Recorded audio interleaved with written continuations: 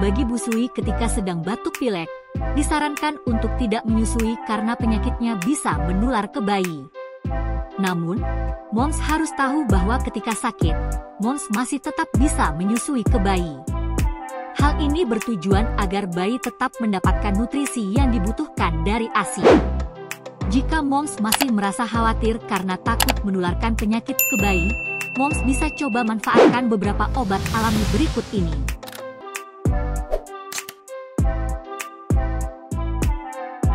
1. Minum banyak cairan.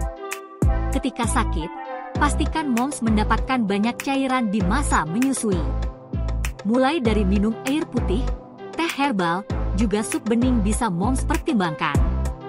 Selain membantu tubuh terhidrasi dengan baik, batuk pilek yang moms alami juga dapat diredakan. 2. Kumur larutan garam. Cara berikutnya adalah dengan berkumur larutan garam yang hangat ya, moms.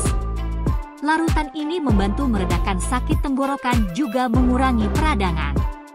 Cukup campurkan 1/2 sendok teh garam ke dalam segelas air hangat. Kemudian, berkumurlah beberapa kali sehari agar dapat terasa efeknya.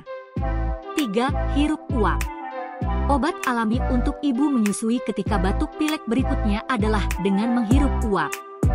Pasalnya, uap dapat membantu meredakan hidung tersumbat sehingga dapat bernapas lebih lega. Moms hanya perlu mengarahkan diri pada semangkuk air panas yang tidak mendidih. Kemudian, letakkan handuk di atas kepala untuk menyerap kelembaban.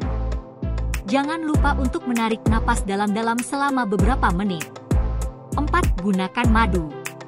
Berikutnya, moms juga bisa menggunakan madu ke dalam minuman favorit, seperti air lemon atau teh herbal yang hangat. Hal ini dikarenakan madu berperan untuk meredakan tenggorokan yang sakit, juga sebagai sumber vitamin C yang baik. Cukup campurkan 1 sendok teh madu ke dalam minuman hangat tersebut, dan minumlah selagi masih hangat. 5. Konsumsi makanan hangat. Selain minuman, moms juga bisa mencari beberapa makanan hangat dalam bentuk cairan. Misalnya seperti sup bening atau kuah kaldu, untuk membantu meredakan sakit tenggorokan maupun menjaga tubuh tetap terhidrasi.